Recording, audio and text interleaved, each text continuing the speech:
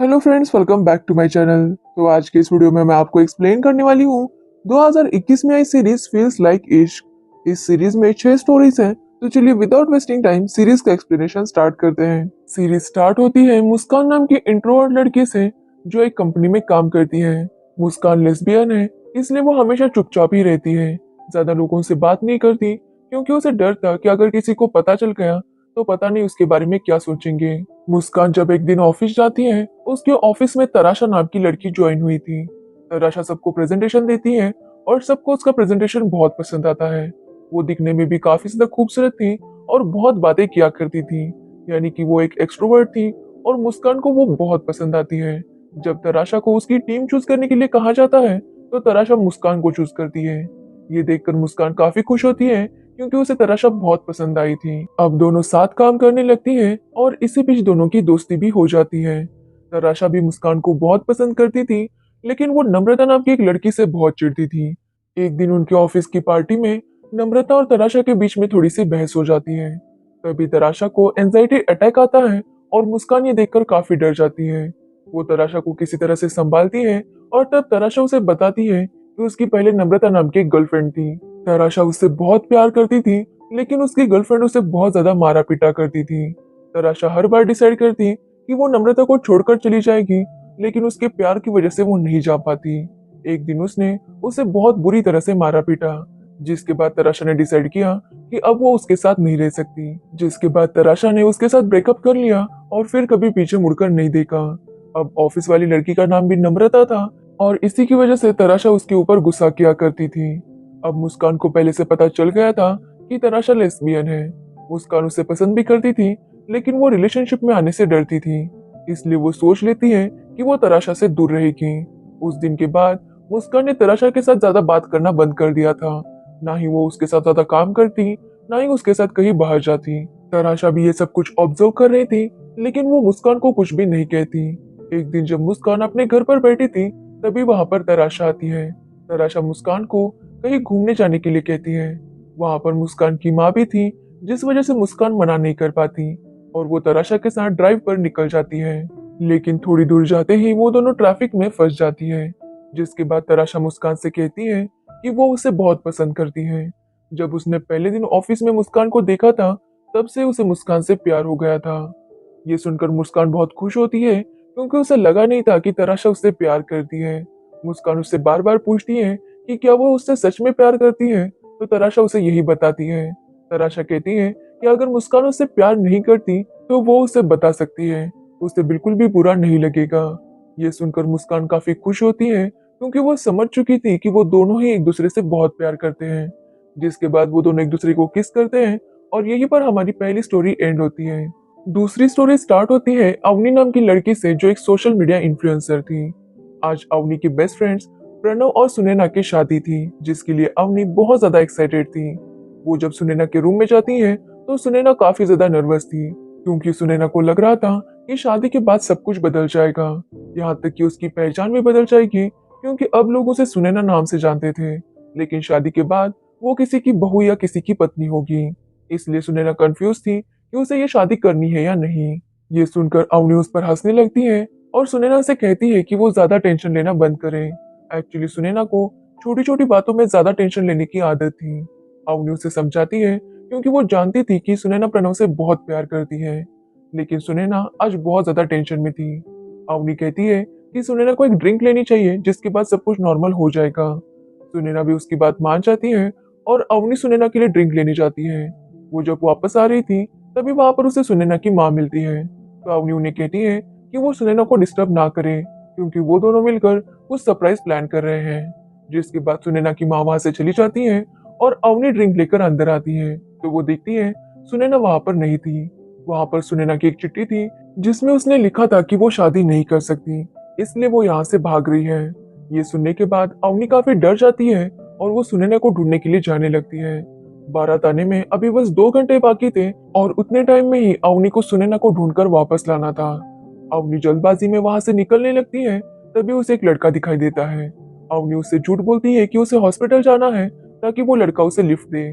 जिसके बाद वो लड़का अवनी को लेकर हॉस्पिटल जाने लगता है। तब अवनी को पता चलता है कि उस लड़के का नाम जय है और वो एक इवेंट ऑर्गेनाइजर था। एक्चुअली शादी उसी ने ऑर्गेनाइज की थी और अवनी उससे कहती है कि दुल्हन भाग चुकी है और वो दोनों उसी को ढूंढने जा रहे हैं। ये सुनकर जय काफी पैनिक होता है और वो कहता है कि सुनैना के घर वालों को बताना चाहिए। लेकिन अवनी का कहना था कि सुनैना बस कंफ्यूज है इसलिए वो भाग गई है। वो लोग जाकर उसे समझाएंगे तो वो मान जाएगी। लेकिन जय उसकी बात नहीं सुन रहा था। सुनैना उससे काफी रिक्वेस्ट करती है, जिसके बाद जय अपनी बॉस से झूठ बोलता है कि वो पंडित जी को लाने जा रहा है। जिसके बाद वो और अवनी वहां पर जाने लगते हैं जहां पर सुनैना के जाने के चांसेस थे। जैसे कि वो एक पेस्ट्री शॉप जाते हैं, लेकिन वहां पर भी सुनैना नहीं थी। जिसके बाद अवनी उसे और एक जगह का नाम बताती है जहां पर सुनैना जा सकती थी, लेकिन वहां पर भी सुनैना नहीं थी। ये सब देखकर जय काफी ज्यादा गुस्सा हो जाता है। वो अवनी से कहता है कि अगर सुनैना शादी नहीं करना चाहती तो अवनी क्यों उसे फोर्स कर रही है। लेकिन अवनी कहती है कि वो सुनैना और प्रणव को 17 साल से जानती है। उसे पता है कि वो दोनों एक दूसरे से कितना प्यार करते हैं और सुनैना ये शादी करना चाहती है, लेकिन थोड़ी सी नर्वस है जिसकी वजह से वो ये सब कुछ कर रही है। लेकिन जय उसकी बातों पर यकीन नहीं करता। यहाँ पर हमें पता चलता है कि जय के मम्मी पापा का डिवोर्स हो चुका था और उनका रिलेशनशिप बिल्कुल भी अच्छा नहीं था, इसलिए जय को शादियों में बिल्कुल भी इंटरेस्ट नहीं था। ये सुनकर अवनी उस पर हंसने लगती है और उससे पूछती है कि अगर उसे शादियों में बिल्कुल भी इंटरेस्ट नहीं है तो वो शादियां करवाता क्यों है। जिस पर जय कहता है कि जो इंसान शराब बेचता है वो शराब नहीं पीता, क्योंकि उसे पता होता है कि शराब कितनी बुरी है, इसलिए वो भी शादी करवाता है लेकिन खुद शादी नहीं करेगा। तभी उसके बॉस का फिर से उसे कॉल आने लगता है, जिस वजह से अवनी गुस्सा हो जाती है और वो जय का मोबाइल उठाकर पानी में फेंक देती है। ये देखकर जय काफी गुस्सा हो जाता है और वो भी अवनी का चश्मा पानी में फेंक देता है। इससे अवनी भी गुस्सा हो जाती है। जय अवनी से कहता है कि अगर उसे सच में लगता है कि सुनैना और प्रणव एक दूसरे से प्यार करते हैं तो प्रणव को इस बारे में पता होना चाहिए। अगर वो सुनैना से सच्चा प्यार करता है तो वो ही उसे समझेगा। ये सुनकर अवनी को भी ऐसा ही लगता है कि प्रणव को सब कुछ सच बता देना चाहिए। वो प्रणव को कॉल करने वाली थी, तभी उसके एक फ्रेंड का कॉल आता है। एक्चुअली इस फ्रेंड को अवनी ने सुनैना का लोकेशन ट्रैक करने के लिए कहा था। वो फ्रेंड बताता है कि सुनैना एक बीच पर है। जिसके बाद अवनी प्रणव को कॉल करके सब कुछ बता देती है। जिसके बाद प्रणव भी उस बीच पर पहुंच जाता है और हमें पता चलता है कि यहीं पर प्रणव ने सबसे पहले सुनैना को प्रपोज किया था। जिसके बाद प्रणव सुनैना से कहता है कि अगर उसे शादी नहीं करनी थी तो वो उसे बता सकती है। वो दोनों अपने घर वालों को समझाएंगे और सब कुछ ठीक हो जाएगा। बस प्रणव सुनैना को खोना नहीं चाहता। और ये सुनकर सुनैना भी काफी इमोशनल हो जाती है। वो कहती है कि उसे ये शादी करनी है, वो बस थोड़ी सी नर्वस हो गई थी। जिसके बाद वो दोनों एक दूसरे को हक करते हैं और ये देखकर अवनी बहुत खुश होती है। अवनी जय को बताती है कि उसे हमेशा से पता था कि ये दोनों एक दूसरे से बहुत प्यार करते हैं। तो वही शादी में प्रणव ने अपनी जगह अपने दोस्त को बिठाया था ताकि किसी को पता न चले कि दूल्हा गायब है। जिसके बाद प्रणव और सुनैना कार से निकलकर सरप्राइज एंट्री देते हैं, जिसे देखकर सब लोग खुश हो जाते हैं और किसी को पता नहीं चलता कि वो दोनों शादी से गायब थे। तभी वहां पर जय को याद आता है कि वो पंडित जी को लाना तो भूल ही गया, इसलिए वो वापस जाने वाला था। तभी वहां पर अवनी आती है। अवनी कहती है कि वो इस बार जय के साथ आना चाहती है, यानी कि आज दिन में जो कुछ भी हुआ इसकी वजह से वो दोनों भी एक दूसरे को पसंद करने लगे हैं। और यहीं पर ये स्टोरी भी एंड हो जाती है। हमारी तीसरी स्टोरी स्टार्ट होती है मनिंदर नाम के लड़के से जो स्कूल में पढ़ता है। तभी लॉकडाउन चल रहा था, जिसकी वजह से सब कुछ बंद था। मनिंदर को एक मोबाइल चाहिए था, लेकिन उसके मम्मी पापा उसे मना कर देते हैं। उनका कहना था कि जब मनिंदर 18 साल का हो जाएगा और 85% मार्क्स लाएगा तभी उसे मोबाइल मिलेगा, इसलिए वो मनिंदर को मोबाइल के लिए मना कर देते हैं। अब यहाँ पर मनिंदर के पापा की बात करें तो उनकी लेडीज अंडरगारमेंट की दुकान थी, लेकिन लॉकडाउन की वजह से वो भी बंद थी, इसलिए वो भी घर पर ही रहते थे। अब मनिंदर की लाइफ काफी ज्यादा बोरिंग चल रही थी। ऐसे ही एक दिन मनिंदर एक निम्मी नाम की लड़की को देखता है जो उनके सामने वाले घर में रहने आई थी। यहाँ पर मनिंदर को पता चलता है कि निम्मी कनाडा से आई है, इसलिए वो उसी घर में क्वारंटाइन है। निम्मी अपनी बालकनी में बैठकर गिटार बजा रही थी और मनिंदर उसे देखता रहता। उसे निम्मी बहुत पसंद आई थी, इसलिए वो डिसाइड करता है कि वो निम्मी से बात करेगा। लेकिन उसके पास मोबाइल नहीं था, इसलिए वो अपनी माँ के मोबाइल से निम्मी को मैसेज करता है। वो उसे ऐसे दिखाता है कि मनिंदर की माँ ही उससे बात कर रही है। जिसके बाद वो उससे पूछता है कि वो क्वारंटाइन है और अकेली है तो खाना वगैरह कैसे मैनेज करती है। तो निम्मी बताती है कि उसे खाना बनाने में काफी तकलीफ होती है। जिस पर मनिंदर रिप्लाई करता है कि वो खाने की चिंता ना करे, वो उसके लिए रोज खाना लेकर आएगा। जिसके बाद मनिंदर जब घर वाले सो जाते थे तो निम्मी के घर जाकर उसे खाना देने लगता है। और निम्मी को भी ऐसा ही लग रहा था कि उसके साथ चैटिंग मनिंदर की माँ करती है।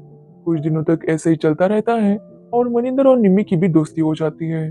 वो दोनों एक दूसरे से बातें करते हैं और एक दिन निम्मी देखती है कि मनिंदर गिटार बजा रहा था। ये देखकर वो भी काफी खुश हो जाती है और वो भी उसके साथ आकर गिटार बजाने लगती है। जिसके बाद वो दोनों एक दूसरे से और ज्यादा बातें करने लगते हैं। एक दिन निम्मी का मैसेज आता है कि उसे ब्रा के स्ट्रैप्स चाहिए। अब ये देखकर मनिंदर काफी डर जाता है क्योंकि उसे समझ नहीं आ रहा था कि वो इसका रिप्लाई क्या दे। क्योंकि मनिंदर को डर था कि अगर निम्मी को पता चला कि वो चैट करता है तो पता नहीं वो कैसे रिएक्ट करेगी। इसलिए मनिंदर घर में से स्ट्रैप निकाल कर निम्मी को दे आता है और निम्मी को ऐसा ही लगता है कि मनिंदर की माँ ने उसे ये दिया। अगले दिन मनिंदर एक न्यूज पढ़ता है और काफी ज्यादा डर जाता है। एक्चुअली उस न्यूज में लिखा था कि एक लड़का पड़ोसन को स्टॉक किया करता था, जिसके बाद उसे अरेस्ट कर लिया गया। मनिंदर को लगता है कि कहीं उसके साथ भी ऐसा ना हो जाए, इसलिए वो डिसाइड करता है कि वो जाकर निम्मी को सब कुछ सच बता देगा। जिसके बाद वो अगले दिन हिम्मत करके निम्मी को जाकर सब कुछ बता देता है। ये सुनकर निम्मी काफी ज्यादा नाराज होती है और उसके साथ बात नहीं करती। लेकिन तभी निम्मी को खांसी आने लगती है और मनिंदर काफी डर जाता है। उसे लगता है कि शायद निम्मी को कोरोना हो चुका होगा, इसलिए वो बिना मास्क लगाए निम्मी को लेकर हॉस्पिटल जाने लगता है। तब निम्मी उसे पूछती है कि क्या उसने सोया की सब्जी उसे दी थी। यहाँ पर हमें पता चलता है कि निम्मी को सोया की एलर्जी थी और उसने ये बात मनिंदर को मैसेज में बताई थी। फिर भी मनिंदर ने उसे सोया की सब्जी दी। जिसके बाद मनिंदर उसे फिर से माफी मांगने लगता है और निम्मी भी उसे माफ कर देती है। वो मनिंदर से कहती है कि जब वो 18 साल का हो जाएगा और उसके पास मोबाइल आ जाएगा तब वो निम्मी को मैसेज करे। तब तक वो भी उसके मैसेज का इंतजार करेगी। ये सुनकर मनिंदर काफी ज्यादा खुश होता है और यहीं पर ये स्टोरी एंड हो जाती है। हमारी चौथी स्टोरी स्टार्ट होती है एक इलेक्ट्रॉनिक शॉप से, जहाँ पर राजीव और शाहना सेल्स पर्सन के इंटरव्यू के लिए आए थे। वहाँ पर राजीव को 41 नंबर का टोकन मिलता है और शाहना को 42 का। जैसे राजीव टोकन लेता है वो काफी उदास होकर बैठ जाता है। शाहना ये देखकर समझ जाती है कि राजीव काफी ज्यादा नर्वस है, इसलिए वो राजीव से बात करती है और उसे कहती है कि टेंशन लेने की कोई जरूरत नहीं, उसे बस कॉन्फिडेंट होकर इंटरव्यू देना है। लेकिन राजू अभी भी बहुत उदास था। शाहना बताती है कि वो इस तरह के काफी इंटरव्यूज दे चुकी है, दूसरी जगह उसका जॉब भी फाइनल हो चुका है और ये इंटरव्यू उसके लिए एक ऑप्शनल है। जिसके बाद शाहना पानी पीने जाती है तो राजू उसकी डायरी देखने लगता है, जिसमें शाहना ने अपने सारे गोल्स लिखे थे। राजू ये देख रहा था, तभी वहां पर शाहना आती है और वहां से जाने लगती है। राजू उसके पीछे आता है और उसे टिप्स मांगने लगता है, क्योंकि उसे कुछ भी करके ये इंटरव्यू पास करना था। शाहना कहती है कि वो चाय पीने जा रही है तो राजू भी उसके साथ आ सकता है। जिसके बाद वो दोनों चाय पीने जाते हैं और तब राजू बताता है कि उसकी हिंदी इतनी अच्छी नहीं है, क्योंकि राजू केरला से था, इसलिए वो हिंदी इतनी अच्छे से नहीं बोल पा रहा था। लेकिन शाहना कहती है कि ये मुंबई है, यहाँ पर सब लोगों की अलग अलग लैंग्वेज होती है, इसलिए उसे इतना टेंशन नहीं लेना चाहिए और बस कॉन्फिडेंस के साथ इंटरव्यू देना चाहिए। जिसके बाद शाहना डेमो दिखाने के लिए राजू को उसी इलेक्ट्रॉनिक्स की शॉप में लेकर जाती है जहाँ के लिए इंटरव्यू हो रहा था। वहां पर जाकर वो एक सेल्स पर्सन से कहती है कि उन्हें फ्रिज चाहिए। जिसके बाद वो पर्सन उन्हें अच्छा डेमो देता है। राजू ये देखकर समझ जाता है कि उसे किस तरह से बिहेव करना होगा। जिसके बाद राजू टीवी देखने की रिक्वेस्ट करता है, लेकिन शाहना टीवी नहीं देखना चाहती थी। लेकिन राजीव को टीवी की भी इंक्वायरी करनी थी। जिसके बाद वो दोनों टीवी देखने लगते हैं और शाहना इमोशनल हो जाती है। यहाँ पर हमें पता चलता है कि शाहना अहमद नाम के एक लड़के से प्यार करती थी। दोनों की शादी भी तय होने वाली थी, लेकिन अहमद के पास अभी भी अपना जॉब नहीं था। शाहना चाहती थी कि अहमद अपने भाई से अपना हिस्सा ले ताकि वो दोनों कुछ कर सके, लेकिन अहमद काफी ज्यादा शांत लड़का था और वो इस तरह की बातें नहीं कर पाता था। लेकिन शाहना को लाइफ में बहुत कुछ करना था, इसलिए वो बार बार अहमद को फोर्स करती कि उसे भी कुछ करना चाहिए। इसकी वजह से अहमद काफी परेशान हो गया था। एक दिन शाहना उससे लड़ती है कि उसे एक बड़ा सा टीवी चाहिए, लेकिन अहमद का कहना था कि अभी वो टीवी नहीं ले सकता। इसी बात पर उन दोनों में झगड़ा हो जाता है, जिसके बाद अहमद कहीं चला गया था। शाहना को अभी तक नहीं पता था कि अहमद जिंदा है या नहीं, इसलिए वो काफी इमोशनल हो जाती है और राजू उसे इमोशनल होने का रीजन पूछता है। तो शाहना उसे अपनी स्टोरी अपनी फ्रेंड की स्टोरी बताकर बताने लगती है, लेकिन राजू समझ जाता है कि ये स्टोरी शाहना की है। जिसके बाद वो भागते हुए इंटरव्यू के लिए जाता है, क्योंकि उसका नंबर आ गया था। अब राजू का नंबर 41 था, इसलिए उसे अंदर भेजा जाता है। जिसके बाद शाहना रिसेप्शनिस्ट से पूछती है कि और कितने कैंडिडेट्स की रिक्वायरमेंट है। तो वो बताती है कि उन्हें बस एक ही कैंडिडेट चाहिए, इसलिए वो शाहना या राजीव में से कोई एक चूज करेंगे। ये सुनकर शाहना थोड़ी सी टेंशन में आ जाती है। तभी उसे एक कॉल आता है और उसे पता चलता है कि जहाँ पर उसकी जॉब फिक्स हुई थी वो पोजीशन उन्होंने होल्ड पर रखी है, इसलिए शाहना को जॉब नहीं मिलने वाला था।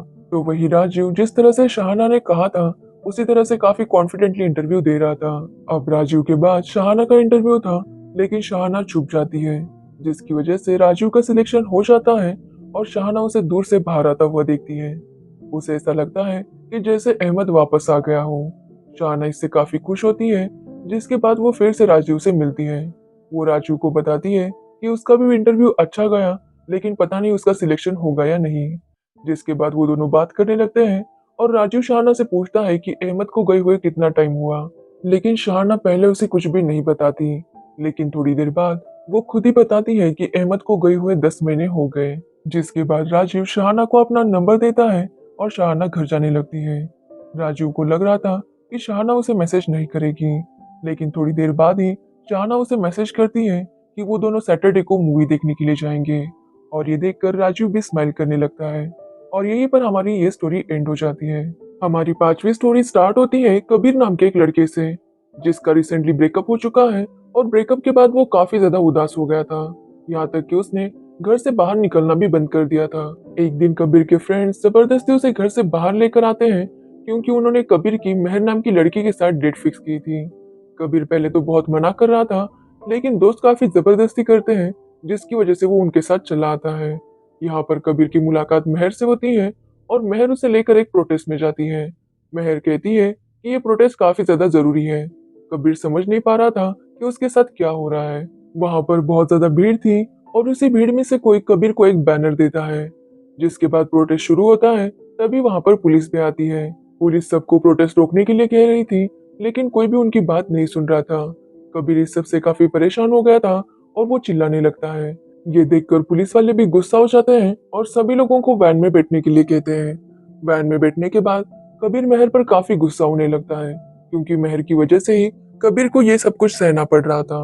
यहाँ पर हमें पता चलता है कि कबीर काफी रिच फैमिली से बिलोंग करता है, जिसकी वजह से उसे इस सब की आदत नहीं थी। तो वही मेहर एक सोशल वर्कर है और वो हमेशा इसी तरह के प्रोटेस्ट करती रहती थी। कबीर किसी को कॉल भी नहीं कर पा रहा था, क्योंकि उसका मोबाइल स्विच ऑफ हो गया था। वो मेहर से कहता है कि वो बस उसके पास टाइम पास के लिए आया था, क्योंकि उसके दोस्तों को लगा था कि उसके साथ टाइम स्पेंड करने से वो अपने ब्रेकअप को भूल जाएगा। ये सुनकर मेहर काफी हर्ट होती है और मेहर के दोस्त भी कबीर पर काफी गुस्सा होते हैं। जिसके बाद पुलिस वाले उन सबको एक सुनसान जगह पर छोड़ देते हैं, जहाँ पर नेटवर्क भी नहीं था। सभी लोग वहां से चलने लगते हैं और कोई भी कबीर के साथ बात नहीं कर रहा था, क्योंकि कबीर ने मेहर के साथ काफी बुरी तरीके से बात की थी। इसलिए सब लोग जाने लगते हैं और जाते हुए वो एक भजन गा रहे थे। जिसके बाद कबीर भी वो भजन गाने लगता है और उसकी आवाज काफी ज्यादा अच्छी थी, जिसकी वजह से उन सब में फिर से बातचीत शुरू होती है। अब सब लोगों ने कबीर को माफ कर दिया था, खास करके मेहर ने। अब कबीर और मेहर के बीच बात होने लगती है, लेकिन वो चल चल कर काफी ज्यादा थक चुके थे और उनकी हालत देखकर कोई भी उन्हें लिफ्ट नहीं दे रहा था। तभी कबीर को एक आइडिया आता है और वो एक लड़के के साथ लड़ाई करने लगता है। लड़ाई देखकर एक ट्रक वाला गाड़ी रोक लेता है ताकि वो लड़ाई बंद करवा सके। जिसके बाद मेहर उससे लिफ्ट मांगती है और वो ट्रक वाला सबको लिफ्ट दे देता है। थोड़ा आगे आने पर उन्हें नेटवर्क मिल जाता है। जिसके बाद कबीर पावर बैंक से अपना मोबाइल चार्ज करता है और उसे पता चलता है कि उसके घर में एक बहुत बड़ी पार्टी है। तभी मेहर का फ्रेंड कबीर को बताता है कि मेहर पहली बार किसी अच्छे लड़के को लेकर आई है, लेकिन इससे पहले वो काफी अजीब अजीब लोगों को लेकर आई थी, ताकि वो लोग प्रोटेस्ट में उनका साथ दे। इससे कबीर समझ जाता है कि मेहर उसे डेट करने के लिए नहीं लाई थी। मेहर बताती है कि प्रोटेस्ट में बहुत से लोगों की जरूरत होती है, इसलिए वो झूठ बोलकर कभी कभी इस तरह से लोगों को लेकर आती है। कबीर ये सुनकर स्माइल करने लगता है, जिसके बाद उन्हें पता चलता है कि उन्हें एक और प्रोटेस्ट में जाना है। अब कबीर के घर में पार्टी थी, लेकिन कबीर डिसाइड करता है कि वो मेहर के साथ जाएगा, क्योंकि अब कबीर मेहर को पसंद करने लगा है, तो वही मेहर भी कबीर को पसंद करने लगी है। जिसके बाद वो दोनों साथ में प्रोटेस्ट में जाने लगते हैं और यहीं पर ये स्टोरी एंड हो जाती है। हमारी लास्ट स्टोरी स्टार्ट होती है महाबलेश्वर में रहने वाले आदित्य से। आदित्य महाबलेश्वर के एक बड़े से घर में रहता है और उसके मम्मी पापा हिमालय घूमने गए थे। आदित्य का सपना है कि वो एक बार नॉर्दर्न लाइट्स देखने जाए, लेकिन उसके पास उतने पैसे नहीं थे। अब उसके मम्मी पापा घर में नहीं थे और वो घर पर अकेला था, तो वो घर को B&B पर डाल देता है ताकि लोग उसके घर को बुक करें और उसके पास थोड़े पैसे आ जाएं। और आदित्य को पहले बुकिंग एक कपल की मिलती है। इससे आदित्य काफी खुश हो जाता है, जिसके बाद वो अपने दोस्त के साथ मिलकर एक अच्छा होस्ट बनने की प्रैक्टिस करने लगता है। लेकिन जब आदित्य मार्केट से वापस आ रहा था तो एक लड़की के साथ टकरा जाता है और उसकी वजह से आदित्य का काफी सामान खराब हो गया था। उस लड़की का नाम तारा था और वो रास्ता भटक गई थी। लेकिन आदित्य उसे डांटने लगता है और तारा भी आदित्य पर काफी गुस्सा होती है। जिसके बाद आदित्य भी अपने घर आता है और थोड़ी देर बाद तारा भी वहां पर आती है। आदित्य को लगता है कि तारा यहाँ पर लड़ने के लिए आई है, लेकिन तारा कहती है कि उसने B&B पर यह घर बुक किया था। ये सुनकर आदित्य काफी शॉक होता है, क्योंकि उसने अपने कस्टमर के साथ ही इतनी बुरी तरह से बिहेव किया था। आदित्य उसे सॉरी कहने लगता है और तारा भी वहां से गुस्से से जाने लगती है। आदित्य उसे काफी समझाता है, जिसके बाद तारा घर के अंदर आ जाती है।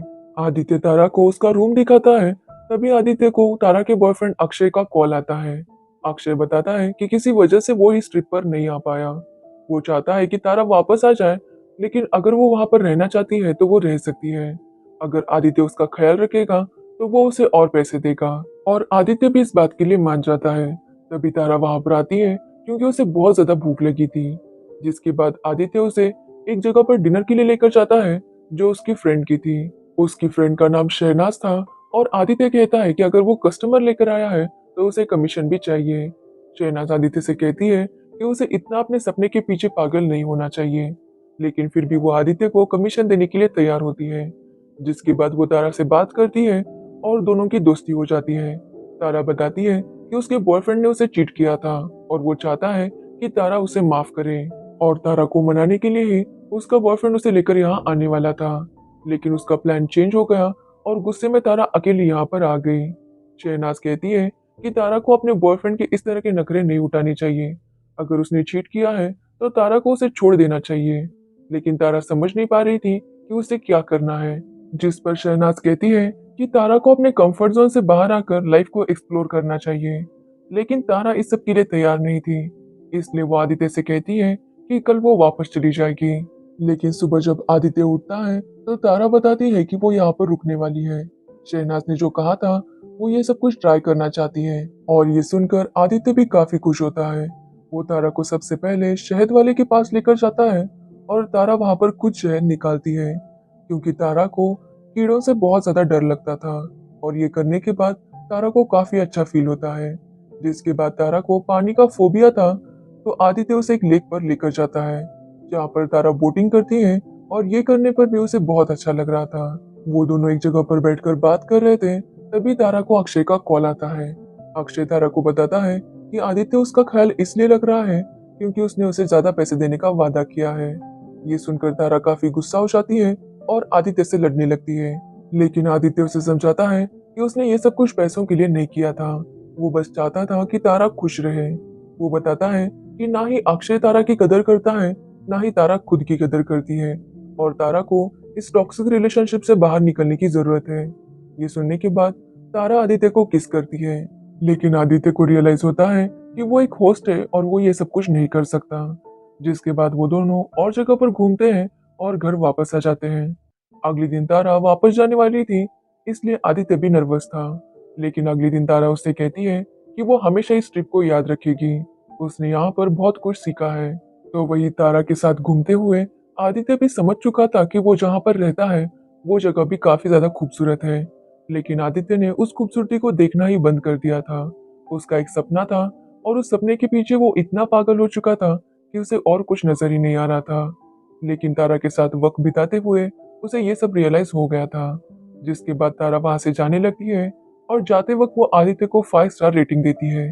साथ ही उसकी काफी तारीफ भी करती है, और ये पढ़कर आदित्य काफी खुश होता है। जिसके बाद तारा भी मुस्कुराती है, क्योंकि उसने फैसला कर दिया है कि वो अक्षय को छोड़ देगी और अपनी लाइफ को एक्सप्लोर करेगी। और यहीं पर हमारी लास्ट स्टोरी भी एंड होती है। तो अगर आपको इस सीरीज की स्टोरीज और मेरा एक्सप्लेनेशन अच्छा लगा हो तो वीडियो को लाइक कमेंट शेयर जरूर करें, और मेरे चैनल को सब्सक्राइब करना बिल्कुल मत भूलना। Thanks for watching the video.